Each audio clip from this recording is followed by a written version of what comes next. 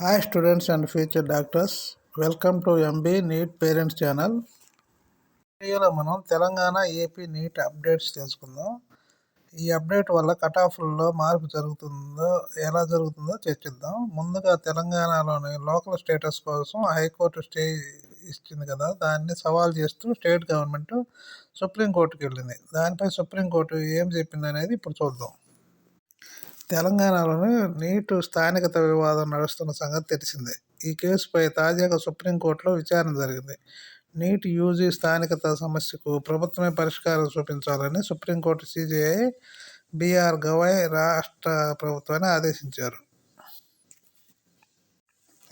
లేదంటే petition dismiss చేస్తామని హెచ్చరించారు. ఇక వివరాల్లోకి వెళ్తే ఎంబీబీఎస్లో అడ్మిషన్ పొందాలనుకున్న విద్యార్థులు నీట్ పరీక్ష రాయడానికి ముందు వరుసగా 4 ఏళ్లు రాష్ట్రంలో చదివి ఉన్నట్లయితే స్థానికులుగా పరిగణిస్తామని గతంలో రాష్ట్ర ప్రభుత్వం నిబంధనలు జారీ చేసింది.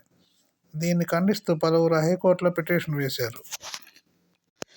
దీంతో హైకోర్టు ప్రభుత్వ నిబంధనలను తప్పుపట్టింది. దీనిపై ఇప్పటికే తాము గైడ్లైన్స్ తయారు చేశామని రాష్ట్ర ప్రభుత్వ తరపున హాజరైన సీనియర్ లాయరు చెప్పారు. ఆగస్టు 5 నాటికి సుప్రీం ధర్మాసనానికి సమర్పిస్తామని చెప్పారు. అయితే విద్యార్థుల తరపు న్యాయవాది వాదిస్తూ తెలంగాణలో శాశ్వత నివాసం ఉన్నవారు వరుసగా 9, 10, 11, 12 తరగతులు రాష్ట్రంలోనే చదివి ఉండాలన్న షరతు విధించకూడదని అన్నారు. ఇలా చదవకున్న నీట్ కౌన్సిలింగ్లో పాల్గొనే అవకాశం కల్పించాలని అభ్యర్థించారు. గతేడాది విద్యార్థులకు ఈ మినహాయింపు ఉందని, దాన్ని ఈ ఏడాది కూడా కొనసాగించాలని కోరారు.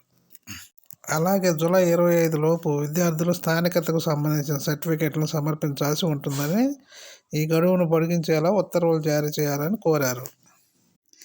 ఈ క్రమంలోనే తెలంగాణ సర్కారు సుప్రీంకోర్టును ఆశ్రయించింది. అయితే ఈ పిటిషన్పై బుధవారం సీజేఐ జస్టిస్ బిఆర్ గవాయ్ ధర్మాసనం విచారణ చేసింది. ఇరుపక్షాల వాదనల తర్వాత సీజేఐ పలు కీలక వ్యాఖ్యలు చేశారు. తెలంగాణలో శాశ్వత నివాసం ఉన్న తల్లిదండ్రులు పిల్లలకు రాష్ట్రంలో స్థానికత కింద ప్రవేశాలు కల్పించడం మంచిదే. ఇంజనీరింగ్, మెడికల్ కాలేజీల్లో అడ్మిషన్ తీసుకునేందుకు ఈ రోజుల్లో చాలామంది రాజస్థాన్లో కోటాకు కోచింగ్ కోసం వెళ్తుంటారు. కోటాలో ఇంటర్ చదివినంత మాత్రాన తెలంగాణలో ప్రవేశాలు నిరాకరిస్తే ఎలా?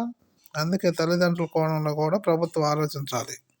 తెలంగాణలో శాశ్వత నివాసులైన వాళ్ళ పిల్లలకు అవకాశం కల్పించాలని రాష్ట్ర ప్రభుత్వానికి చెప్పండి. దీనికి సంబంధించి ఇప్పటికే మహారాష్ట్ర ప్రభుత్వం రూల్స్ రూపొందించింది. ఎవరైనా ఉద్యోగి తెలంగాణ శాశ్వత నివాసులైతున్నప్పటికీ రాష్ట్ర విభజన వల్ల ఏపీకి వెళ్తే అతని పిల్లలు ఎందుకు ఇబ్బంది పడాలి? ఇలాంటి ఇబ్బందులు ఏపీకి చెందిన తల్లిదండ్రులు కూడా ఎదురవుతాయి. అందుకే ఆగస్టు 5 లోపు ఈ నీటు స్థానికతకు సంబంధించి మీరే ఓ పరిష్కారాన్ని సూచించండి. లేదంటే పిటిషన్ డిస్మిస్ చేస్తామని తెలంగాణ ప్రభుత్వానికి సీజేఐ ఆదేశించింది. దీనివలన ఇంకా కొంతమంది స్టూడెంట్ ఎలిజిబిలిటీలోకి వస్తారు. కాబట్టి కట్ ఆఫ్లో తేడా ఉంటుంది. అంటే కట్ ఆఫ్లు పెరిగే అవకాశం ఉంది.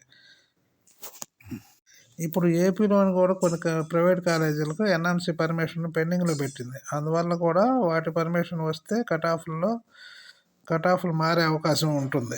కానీ ఆ కాలేజీలో పర్మిషన్ రాకపోతే మాత్రం కట్ ఆఫ్లు పెరిగే అవకాశం ఉంటుంది. అసలు ఎప్పుడు నీట్ కౌన్సిలింగ్ అంటేనే ఏదో ఒకటి జరుగుతూ ఉంటుంది.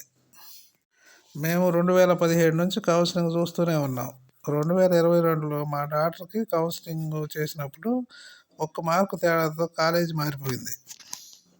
ఆల్ ఇండియా కోటాలో సీట్ వస్తే సెకండ్ రౌండ్లో జాయిన్ అయితే మంచి కాలేజీ వస్తే జాయిన్ అయినాం. కానీ సెకండ్ రౌండ్ తర్వాత క్యాన్సిల్ చేసుకొని స్టేట్ కోటాలో సీట్ తీసుకుందామంటే అక్కడ రిలీవ్ ఇవ్వలేదు.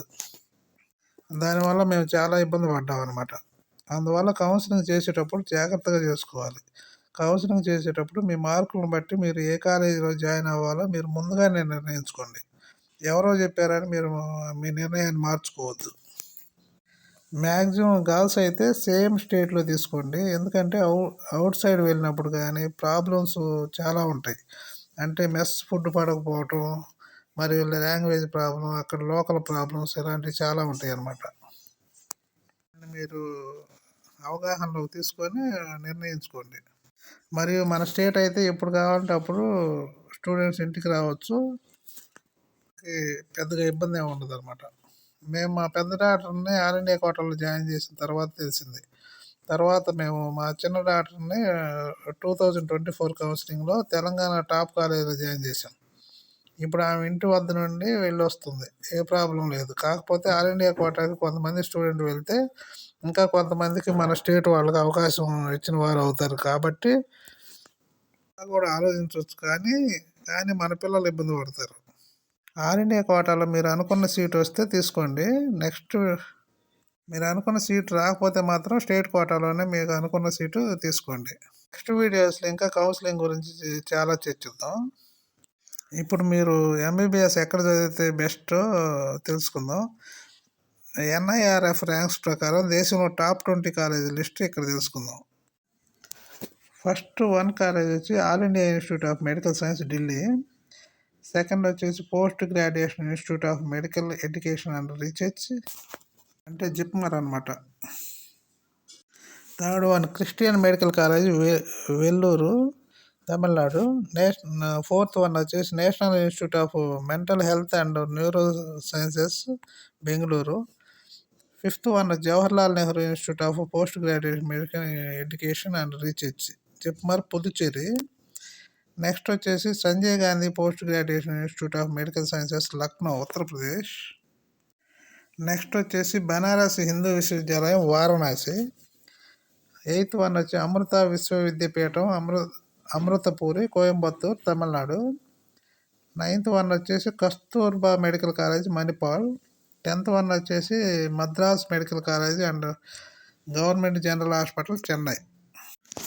11th 1 వచ్చేసి doctor DY Patil Vidyapeeth, Pune, Maharashtra. 12th 1 Savita institute of medical and technical sciences, Chennai, Tamil Nadu. 13 Shri Chitra Tirunal institute for medical sciences and technology, Thiruvananthapuram, Kerala. All India institute of medical sciences, Rishikesh, Uttarakhand. All India institute of medical sciences, Bhubaneswar, Odisha.